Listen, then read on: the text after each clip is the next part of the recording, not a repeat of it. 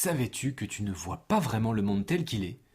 Que ton cerveau invente une partie de ce que tu regardes car tu as un trou dans ta vision?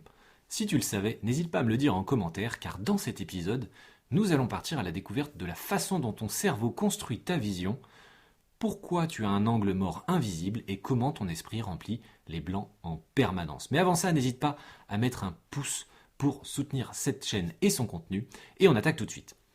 On croit souvent que voir, c'est simple. La lumière entre dans l'œil, l'image arrive, fin de l'histoire. Mais en réalité, ce que tu perçois n'est pas une photo brute, c'est une interprétation. Premier exemple, on a tous un point aveugle. À l'endroit où le nerf optique quitte la rétine, il n'y a pas de cellules sensibles à la lumière. Donc littéralement, il y a un trou dans ton champ visuel. Et pourtant, tu ne le vois jamais, ce trou. Pourquoi ? Parce que ton cerveau le remplit automatiquement avec ce qu'il estime logique autour. Il invente la continuité, il comble ce trou. Deuxième exemple, certaines illusions d'optique. Quand tu vois un triangle blanc qui n'existe pas vraiment, ou des lignes droites qui semblent un peu penchées, ce n'est pas ton œil qui se trompe, c'est ton cerveau qui anticipe certaines choses. Il ne se contente pas de recevoir les informations, il les prédit, il les anticipe. Les neurosciences parlent aujourd'hui de cerveau prédictif. Ton cerveau utilise ton expérience passée pour deviner ce qu'il va voir.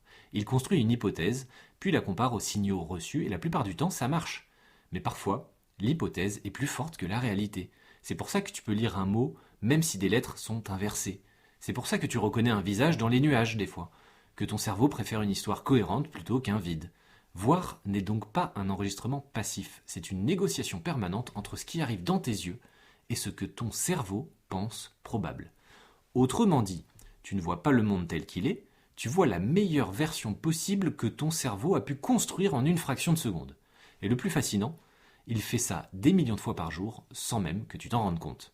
Si cette découverte t'a plu, n'hésite pas à me soutenir en likant ou en t'abonnant et je te dis à demain pour de nouvelles aventures.